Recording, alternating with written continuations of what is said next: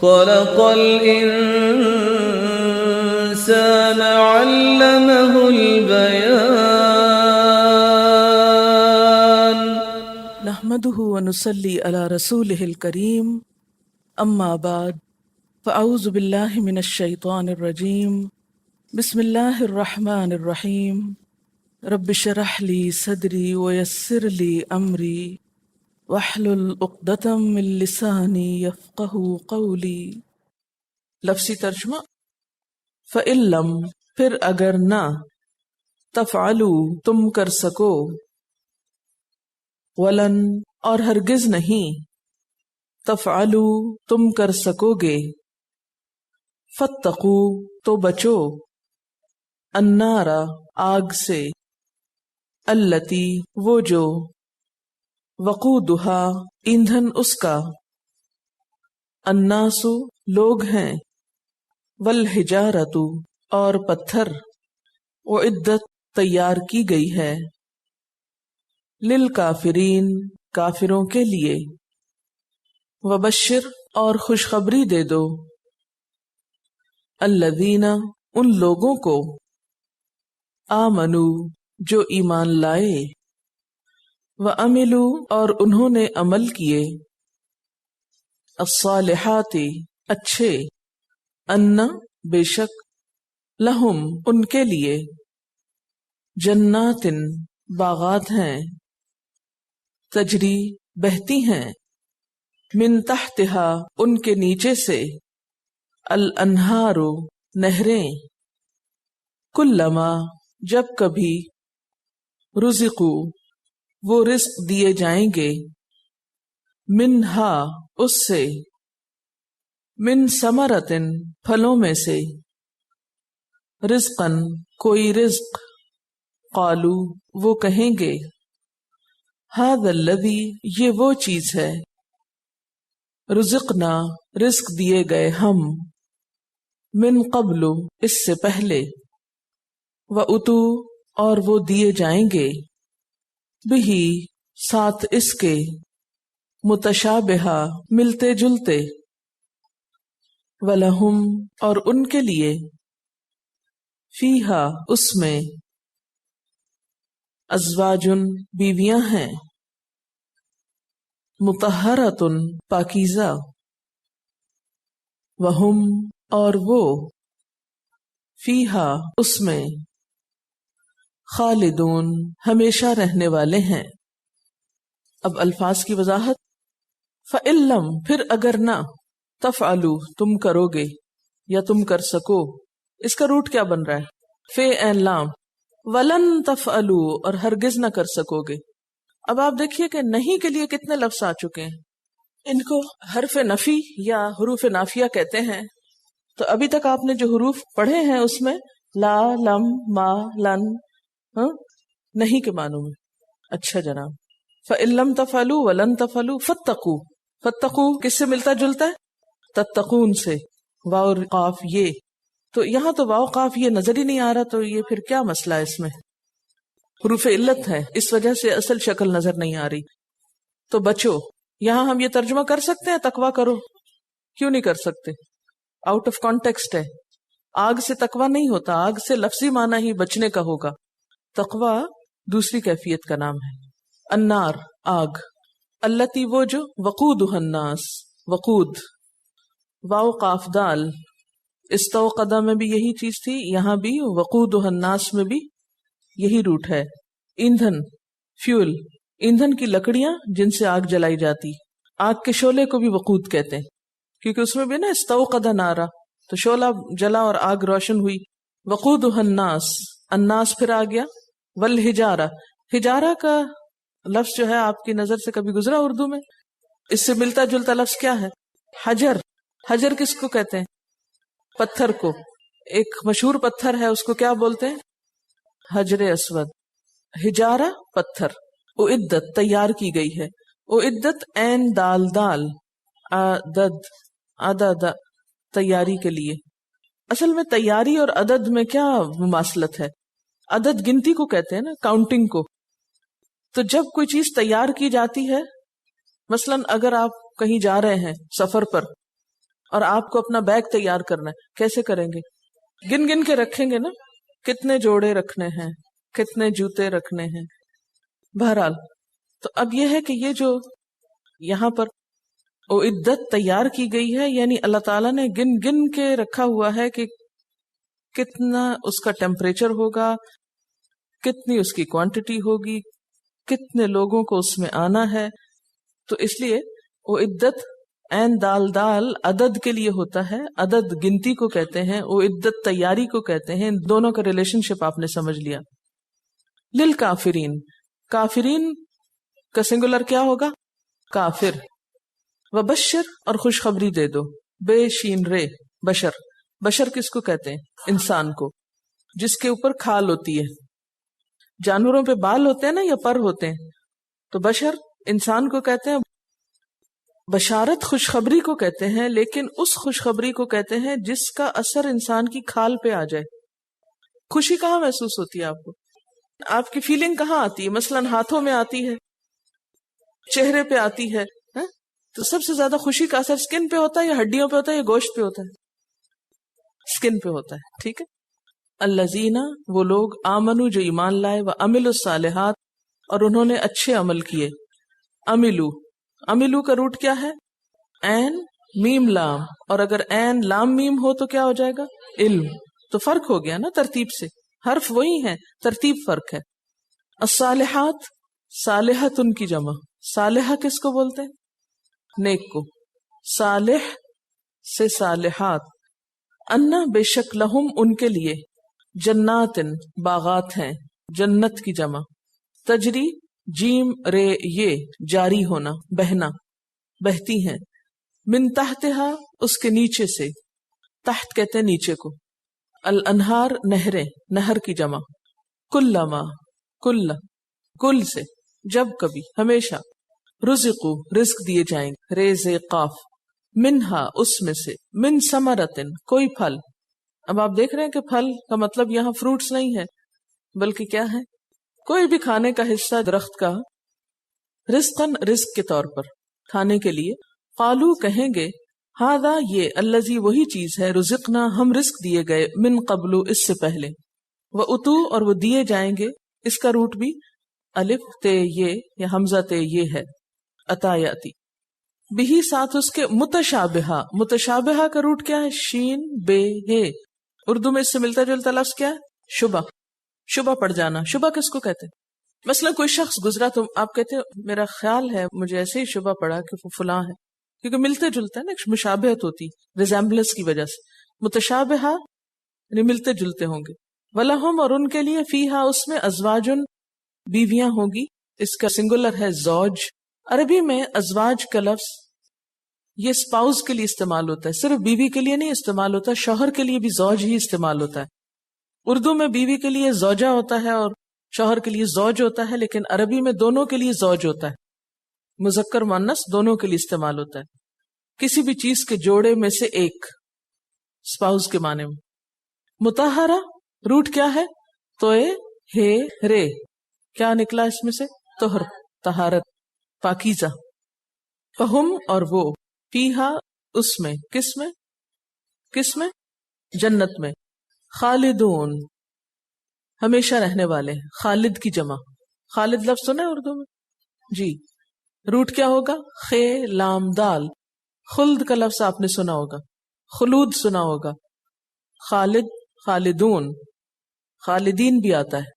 اچھا چلیے مختصر تفسیر. بسم اللہ الرحمن الرحیم. فَإِن لَّمْ تَفْعَلُوا، پھر اگر تم نہ کر سکو. کیا نہ کر سکو؟ یعنی اس جیسی کوئی صورت نہ بنا سکو. اور ساتھ ہی فرما دیا وَلَن تَفْعَلُوا، اور کر سکو گے بھی نہیں، ہرگز نہ کر سکو گے. تو پھر کیا کرو؟ فَاتَّقُوا النَّارَ، بچنے کی کوشش کرو اس آگ سے، کیونکہ نہ ماننے کی شکل میں پھر آگ تمہارے سامنے ہے، لہٰذا اس آگ سے اب بچاؤ کرو. کون سی آگ؟ التی وقودها الناس، جس کا ایندھن انسان ہوں گے، یعنی جو انسانوں سے جلائی جائے گی، جس میں انسان بطور فیول کے کام کریں گے. والحجارہ، اور پتھر بھی، انسانوں کے علاوہ دوسری چیز اس میں پتھر ہوں گے. اعدت، تیار کر دی گئی ہے، تیار ہو چکی ہے. کس کے لیے؟ للکافرین، انکار کرنے والوں کے لیے۔ کس چیز سے انکار؟ اللہ تعالیٰ کی بات ماننے سے انکار، اللہ تعالیٰ کی اس کتاب سے فائدہ اٹھانے سے انکار، اللہ تعالیٰ کو، اس کی کتاب کو، اس کے رسول کو ماننے سے انکار۔ وبشر الذین، دوسری طرف کیا ہے؟ ایک طرف ڈرایا گیا تو دوسری طرف خوشخبری دی گئی۔ کس کے لیے ہے یہ خوشخبری؟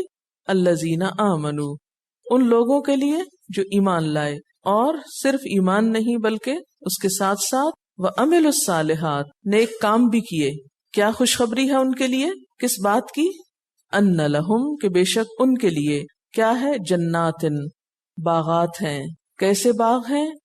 تجری من تحتها الانہار، ان کے نیچے نہریں بہ رہی ہیں، یعنی محض سبزہ ہی نہیں، پانی بھی ہے، اور صرف سبزہ اور پانی ہی نہیں، صرف دیکھنے ہی کی چیز نہیں، کھانے کی چیزیں بھی ہیں، وہاں ان کو کھانے کو بھی دیا جائے گا۔ کلما رزقوا، جب کبھی وہ رزق دیے جائیں گے، یعنی ان کو کھانے کو کچھ بھی دیا جائے گا، منہا، ہاک سے مراد کیا ہے؟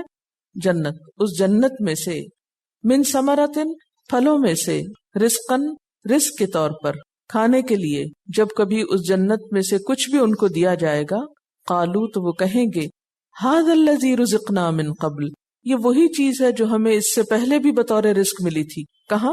دنیا میں۔ وَأُتُوا بِهِ مُتَشَابِهًا، اور وہ اس سے ملتی جلتی چیزیں ہی دیے جائیں گے۔ وَلَهُمْ، اور ان کے لیے، کن کے لیے؟ اہل جنت کے لیے، فیہا، اس میں، کس میں؟ اس جنت میں، کیا ہے؟ ازواجن، بیویاں ہیں۔ بیویاں کا ترجمہ یہاں کیوں کیا جا رہا ہے؟ چونکہ پیچھے لہم آ رہا ہے اور ہم مذکر کا صیغہ ہے، اور ان کے لیے اس میں بیویاں ہیں۔ کیسی بیویاں؟ مطہرۃن، پاکیزہ، جسمانی اعتبار سے بھی، روحانی اعتبار سے بھی، اخلاقی اعتبار سے بھی۔ عورت کی سب سے بہترین صفت یہاں بتائی گئی، عورت کی سب سے بہترین خوبی کا ذکر یہاں کیا گیا کہ وہ پاکیزہ نفس، عادات و اطوار کی مالک۔ وَهُمْ فِيهَا خالدون، اور وہ اس جنت میں ہمیشہ ہمیشہ رہنے والے ہیں۔ چلیے، فَإِن لَمْ تَفْعَلُوا، اور اگر نہ کر سکو، وَلَن تَفْعَلُوا، کر سکو گے بھی نہیں، تو پھر کیا کرو؟ مان جاؤ۔ کیا مان جاؤ؟ کہ یہ اللہ کی کتاب ہے جو اس نے اپنے بندے محمد صلی اللہ علیہ وسلم پر اتاری ہے، ورنہ کیا ہوگا؟ اس بات سے انکار تمہیں ایک بہت بھیانک انجام سے دوچار کرے گا، اور وہ انجام کیا ہوگا؟ آگ، جہنم۔ کیسی ہے وہ نار جہنم؟ جہنم کی آگ، وقودها الناس والحجارہ، جس میں لوگ اور پتھر جلیں گے۔ اس آگ کے شعلے انسانوں سے بھڑکائے جائیں گے۔ عام طور پر دیکھنے میں تو انسان گوشت اور ہڈی اور ان چند چیزوں کا مجموعہ ہے، اور اگر تھوڑا مزید غور کیا جائے تو انسانی جسم کے اجزاء کیا ہیں؟ کیلشیم، فاسفورس وغیرہ۔ کیلشیم کس کو کہتے ہیں؟ چونے کو۔ کبھی چونے پہ پانی ڈال کے دیکھا ہے؟ اس سے کیا نکلتی؟ بھاپ نکلتی ہے نا، حرارت خارج کرتا ہے وہ، اور یہ بسا اوقات کئی ہزار ڈگری سینٹی گریڈ تک چلی جاتی ہے۔ اور فاسفورس کون سا مادہ ہوتا ہے؟ جو دیا سلائی ہوتی ہے نا آپ کی، اس کے کناروں پہ جو چیز جلتی ہے وہ فاسفورس ہوتی ہے، بس ایک دفعہ رگڑنے کی ضرورت ہوتی، کیسا شعلہ نکلتا ہے اس میں سے۔ تو انسان کے جسم کے اندر یہ مادے موجود ہیں کہ جن سے آگ نکلتی ہے اور جن سے آگ بھڑکائی جا سکتی ہے۔ وقودها الناس، اور نہ صرف یہ کہ انسانوں کے شعلے نکلیں گے بلکہ اس کے ساتھ ساتھ پتھر بیچ میں پھینکے جائیں گے۔ وہ پتھر جن کو آگ لگے گی تو شدید قسم کی حرارت پیدا ہوگی، کہ پتھر کا کوئلہ، تو ڈرو اس آگ سے، بچو اس آگ سے جو کس کا مقدر ہے؟ اپنے رب کے ساتھ شریک کرنے والوں کا، اس کی کتاب کو نہ ماننے والوں کا، اس کے رسول کو نہ ماننے والوں کا۔ وَعِدَّتْ لِلْكَافِرِينَ، اور یہی مقدر ہے کافرین کا، نہ ماننے والے، ان کے لیے تیار ہو چکی۔ اس سے کیا پتہ چلتا ہے کہ جنت اور جہنم محض خیالی باتیں نہیں، ان کا وجود اب بھی ہے۔ اب آپ کہیں گے کہاں ہے؟ یہ جس رب نے بنائی اسی نے ان کی جگہ بھی بنائی، اس کو پتا ہے کہ کہاں تیار کر کے رکھنا تھا اس کو۔ وَبَشِّرِ الَّذِينَ آمَنُوا، اور دوسری طرف کیا ہے؟ خوشخبری دے دو ان لوگوں کو جو ایمان لائے۔ کیسے ہیں وہ لوگ؟ جو صرف زبان سے ایمان نہیں لاتے بلکہ اس کے ساتھ ساتھ عملی تصدیق بھی کرتے ہیں۔ وَعَمِلُوا الصَّالِحَاتِ، اور انہوں نے اچھے کام بھی کیے۔ اچھے کام کون سے ہوتے ہیں؟ اچھے کام وہ ہوتے ہیں جن کی بنیاد اور دلیل ہمیں اللہ کی کتاب میں ملتی ہے اور دوسری طرف نبی صلی اللہ علیہ وسلم کی سنت میں، جو کتاب اور عبد سے ملتے ہیں، جو کتاب میں آئے اور عبد نے کر کے دکھائے۔ نبی صلی اللہ علیہ وسلم کیا تھے؟ چلتا پھرتا قرآن تھے۔ وہی عمل ہمارے لیے کیا ہے؟ عمل صالح۔ جنہوں نے اچھے کام کیے ان کے لیے کیا ہے انعام؟ ان لہم جنات، ان کے لیے ہیں باغات۔ کیسے ہیں وہ باغ؟ تجری من تحتها الانہار، جن کے نیچے نہریں بہ رہی ہیں۔ جنت کا حسن یہاں پر کیا بتایا گیا کہ اس میں پانی بہ رہا ہوگا، نہریں بہ رہی ہیں۔ یہ جو تحت کا لفظ ہے نا، تحت کہتے ہیں نیچے کو، اس کے کئی مفہوم بیان کیے گئے ہیں۔ اصل حقیقت تو اللہ تعالیٰ ہی جانتا ہے۔ کیوں؟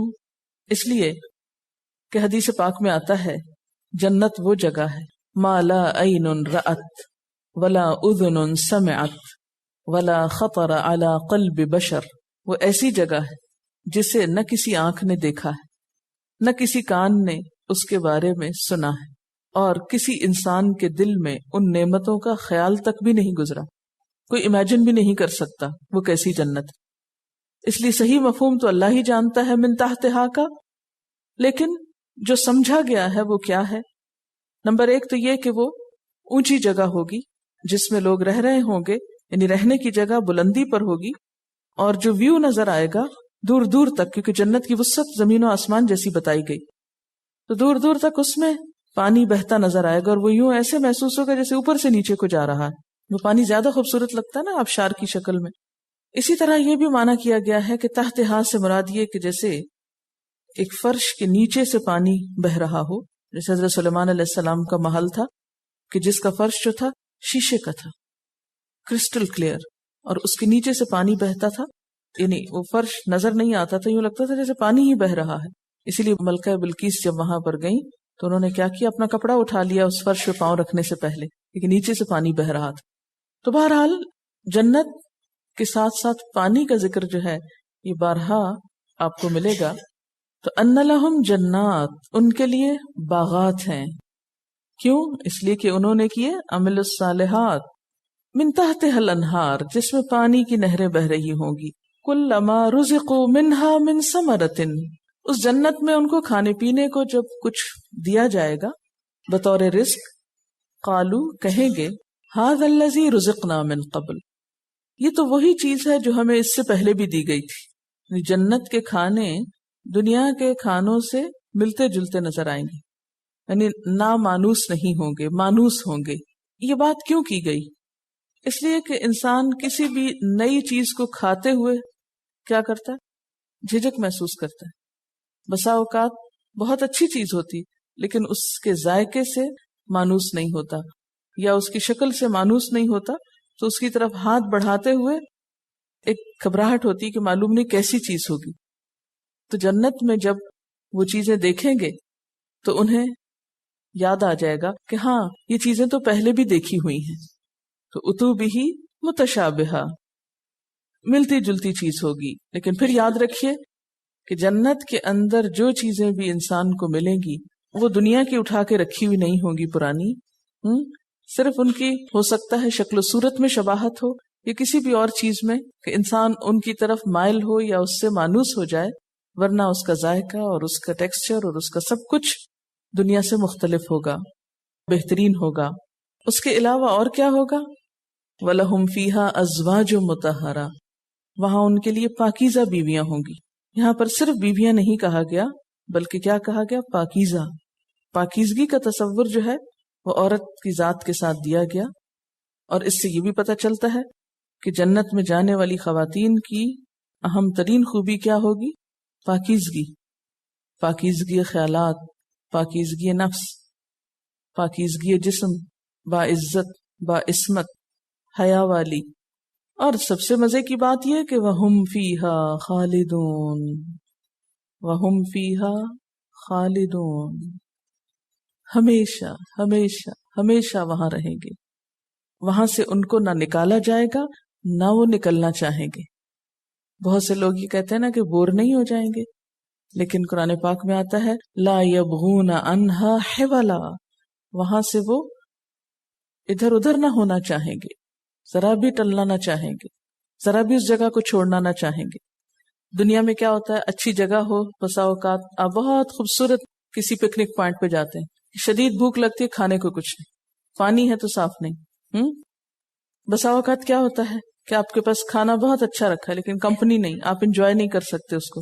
اور بسا اوقات کمپنی ہے تو جگہ اچھی نہیں یا کھانا اچھا نہیں. بہت کم ایسا ہوتا ہے نا کہ دنیا میں یہ تینوں چیزیں اکٹھی ہو جائیں، اور پھر اگر اکٹھی ہو جائیں تو وہاں ہمیشگی نہیں، اس مجلس کو بالآخر برخاست ہونا ہی پڑتا ہے. لیکن جنت کی خوبی کیا ہے کہ وہاں یہ سب کچھ ہمیشہ ہمیشہ ہمیشہ کے لیے. نبی صلی اللہ علیہ وسلم نے فرمایا، جنت اور جہنم میں جانے کے بعد ایک فرشتہ اعلان کرے گا، اے جہنمیوں اب موت نہیں ہے، اور اے جنتیوں اب موت نہیں ہے. جو فریق جس حالت میں ہے اسی حالت میں ہمیشہ رہے گا، ہمیشہ رہے گا. اچھا، اب آپ دیکھیے کہ ان آیات کا ذرا سا مزید انالیسس کرتے ہیں. اب دیکھیے کہ پہلی آیت میں یہ کہا گیا کہ یا ایھا الناس اعبدوا، اے لوگو عبادت کرو. پھر آپ دیکھیے کہ اللہ تعالیٰ نے اس کی وجہ بتائی، کیوں کرو.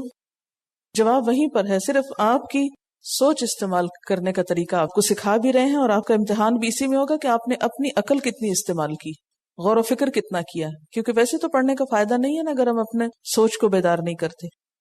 سوچیں گے تو پھر دنیا کے چیلنجز کا مقابلہ کر سکیں گے. اچھا، عبادت کرو، کیوں کرو؟ پہلی وجہ کیونکہ اس نے پیدا کیا، الذی خلقکم. اور کوئی وجہ؟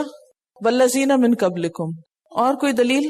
الذی جعل لکم الارض فراشا. اور والسماء بنا. اور وانزل من السماء ماء فاخرج به من الثمرات رزقا لکم. ایک ہی بات ہے، ٹھیک. اب آپ دیکھیے کہ عبادت کا فائدہ کیا ہوگا؟ لعلکم تتقون، تاکہ تم بچ جاؤ. ہم بچیں گے، ہمیں فائدہ ہے. لیکن عبادت کی تکمیل کہاں ہوتی ہے؟ کس چیز سے؟ عبادت کرو مگر کیسے؟ لا تجعلوا للہ اندادا. ٹھیک ہے، یہ ضروری ہے کیونکہ بہت سے لوگ عبادت بھی کرتے ہیں اور اللہ کے ساتھ اوروں کو بھی شریک کیے رکھتے ہیں. ایاک نعبد نہیں کرتے. یہ بات دوبارہ آ رہی ہے کہ اللہ تعالیٰ کی عبادت کے لیے شرط کیا ہے؟ لا تجعلوا للہ اندادا. اس کے برابر کسی اور کو قرار نہیں دینا. ہاں، یہ انتہائی ضروری ہے. فائدہ لعلکم تتقون. ٹھیک، یہ ہے فائدہ عبادت کا کہ ہم بچ جائیں گے. اگر کوئی آپ سے پوچھے تم اپنے رب کی عبادت کیوں کرتے ہو تو آپ کیا کہیں گے؟ اس لیے کہ رب نے کہا ہے نا. عموماً ہم یہی کہتے ہیں نا، اس لیے کہ اللہ نے کہا ہے، بس ٹھیک ہے کر رہے ہیں. نہیں، ہمارا فائدہ ہے اس میں، اس لیے کہ ہم اللہ تعالیٰ کو سب سے بڑا مانتے ہیں. اس سے بڑا کوئی اور ہے نہیں. اس نے سب کچھ ہمیں دیا، کھانے کو اس نے دیا، پہننے کو اس نے دیا، زمین اس نے بنائی، آسمان اس نے بنایا، سب کچھ تو وہ دے رہا ہے. تو ہم عبادت کسی اور کی کیوں کریں؟ تو فائدہ کیا ہے؟ ہمارا ہی ہے کہ ہم بچ جائیں گے. شرط کیا ہے اس کے لیے؟ یعنی عبادت کی تکمیل کیسے ہوگی؟ فلا تجعلوا للہ اندادا. انداد میں کون کون شامل ہیں؟ سورج، چاند، ستارے، آگ، فرشتے اپنے نفس کی عبادت کرتے، اور بزرگوں کی بسا اوقات. اچھا، آپ کو لفظی مطلب بتایا تھا ندہ یا ندو کا، کہ جدھر منہ آئے ادھر بھاگ نکلنا، یعنی جس پہ دل اٹک گیا اسی کی پرستش شروع کر دی. عام طور پہ لوگ یہی کرتے ہیں نا. تو اللہ تعالیٰ فرماتے ہیں ایسا نہیں کرنا. کیا کرنا ہے؟ صرف اس کے بن کے رہنا ہے، اللہ کے بننا ہے، کسی اور کا نہیں بننا. کسی اور کو اپنا معبود یا عبادت کے لائق نہیں سمجھنا. کیوں نہیں سمجھنا؟ کیا فرق پڑتا ہے؟ کیا ہو جائے گا؟ اتنے خوبصورت لگتے ہیں جب لوگ آگ کے آگے ہاتھ جوڑ رہے ہوتے ہیں یا بتوں کے آگے ماتھا ٹیک رہے ہوتے ہیں. کیا فرق پڑتا ہے؟ بات یہ ہے سورج نے کیا بنایا کہ سورج کی عبادت کیوں نہیں کرنی؟ اللہ کی کیوں کرنی؟ اس لیے کہ اس نے یہ اور یہ کیا. سورج کی کیوں نہیں کرنی؟ سب سے پہلے پوچھیں کیا اس نے مجھے بنایا؟ آسمان بنایا، زمین بنائی، پانی اتارا، رزق نکالا، تو پھر اس کی عبادت کس لیے؟ کیوں؟ اللہ تعالیٰ نے خود ہی آپ کو دلیل دی ہے کہ جو لوگ بھی کسی اور چیز کی عبادت کرتے ہیں ان سے پوچھا جا سکتا ہے بھی اس کی عبادت کیوں کرتے ہو؟ اس نے تم کو بنائے، کس کو بنائے، کیا ملتا ہے تمہیں اس سے؟ یعنی سورج تو خود بیچارہ کسی کے بنائے سے بنا ہے. اور کس کی لوگ عبادت کرتے ہیں؟ آگ کی. آگ کی پوجا کرتے ہیں، پتھروں کی کرتے ہیں، بتوں کی کرتے ہیں.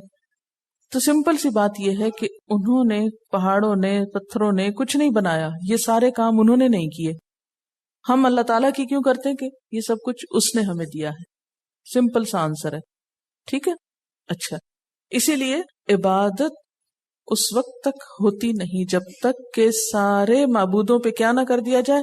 لا، یہ جو لا تجعلوا للہ اندادا ہے دراصل میں کیا ہے؟ لا الہ الا اللہ. لا تجعلوا للہ اندادا اکول ٹو کیا ہے؟ لا الہ الا اللہ. وانتم تعلمون، اور تم علم رکھتے ہو. تو اس سے کیا پتہ چلتا ہے؟ کہ علم ضروری ہے. کس بات کا علم ضروری؟ اپنی ابتدا انتہا کا. یعنی اللہ تعالیٰ ہمیں اپنی عبادت کا حکم علم کے بغیر نہیں دے رہے، وہاں بھی علم کو حجت بنایا جا رہا ہے. اچھا، ایک تو ہم نے بڑی بڑی باتیں تو کر لی، اب ذرا چھوٹی چھوٹی باتیں بھی کرتے ہیں. ہم یہ تو کہتے ہیں کہ سورج خدا نہیں ہے، پتھر نہیں ہے، بت نہیں ہے، گائے نہیں ہے، سانپ نہیں ہے، لیکن ہم بسا اوقات چھوٹی چھوٹی چیزوں کو شریک بنا لیتے ہیں. مثلا اگر گھر میں کتا نہ ہوتا تو چوری ہو جاتی، اگر ڈاکٹر نہ ہوتا تو میں مر جاتی. تو پھر ہم کیا سمجھتے ہیں کہ ہمیں بچانے والا کون ہے؟ کتا اور ڈاکٹر؟ نہیں.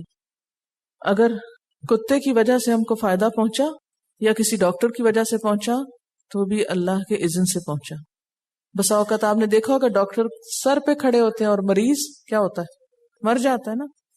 تو پھر زندگی دینے کی طاقت کسی ڈاکٹر میں نہیں ہے، وہ تو ایک سبب ہے، ذریعہ ہے جو اللہ تعالیٰ کے اذن سے کام کرتا ہے.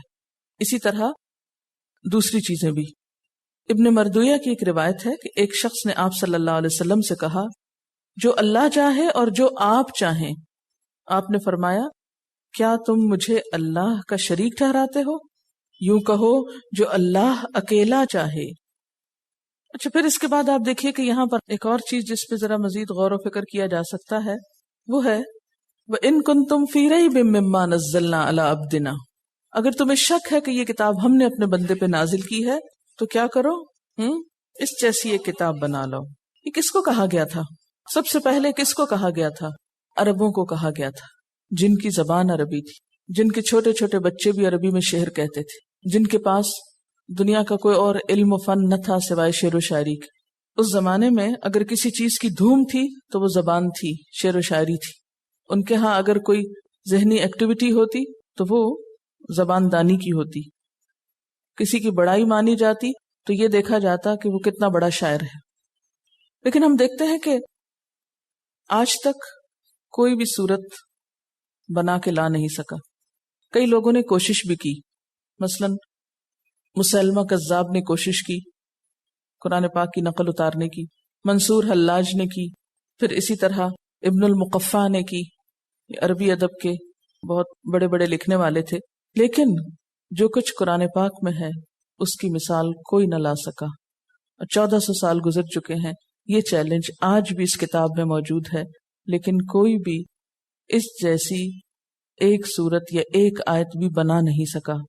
جن لوگوں نے کوشش کی بھی تو وہ اپنی کوشش میں کامیاب نہیں ہو سکے. جو ٹیکسٹ انہوں نے قرآن کے مقابلے میں پیش کی وہ اپنی زبان، اپنے معنی، اپنے اسلوب کے اعتبار سے کسی طرح بھی قرآن پاک کا مقابلہ نہیں کرتی. حضور صلی اللہ علیہ وسلم کے زمانے میں بھی ہم دیکھتے ہیں کہ بعض لوگوں نے قرآن پاک کے اللہ تعالیٰ کی طرف سے ہونے کا کن الفاظ میں اقرار کیا. عرب کے سردار اسد بن زرارہ نے حضرت صلی اللہ علیہ وسلم کے چچا حضرت عباس کے سامنے اقرار کیا کہ ہم نے خواہ محمد صلی اللہ علیہ وسلم کی مخالفت کر کے اپنے رشتے ناطے توڑے، تعلقات خراب کیے. میں یقین کے ساتھ کہتا ہوں کہ وہ بلا شبہ اللہ کے رسول ہیں، ہرگز جھوٹے نہیں، اور جو کلام وہ لائے ہیں وہ کسی انسان کا کلام نہیں ہو سکتا. قبیلہ بنی سلیم کے ایک شخص مسمہ یعنی جن کا نام قیس بن نصیبہ تھا، رسول اللہ صلی اللہ علیہ وسلم کی خدمت میں حاضر ہوئے، آپ سے قرآن سنا اور چند سوالات کیے جن کا جواب آپ نے عطا فرمایا تو یہ اسی وقت مسلمان ہو گئے. اور پھر اپنی قوم میں واپس گئے تو لوگوں سے کہا میں نے روم اور فارس کے فصحاء اور بلغاء کے کلام سنے ہیں، بہت سے کاہنوں کے کلمات سننے کا تجربہ ہوا ہے، ہیمیر کے مقالات سنتا رہا ہوں، مگر محمد صلی اللہ علیہ وسلم کی کلام کی طرح میں نے آج تک کہیں نہیں سنا. تم سب میری بات مانو اور ان کا اتباع کرو. تو انہی کی تحریک اور تلقین پر ان کی قوم کے 1000 لوگ فتح مکہ کے موقع پر حضور صلی اللہ علیہ وسلم کی خدمت میں حاضر ہو کر مسلمان ہوئے تھے. اور اس میں بھی انہوں نے کیا گواہی دی تھی کہ ان کے کلام جیسا میں نے کہیں نہیں سنا. وآخر دعوانا ان الحمد للہ رب العالمین. سبحانک اللہم و بحمدک اشہد ان لا الہ الا انت نستغفرک ونتوب الیک۔ والسلام علیکم ورحمۃ اللہ وبرکاتہ۔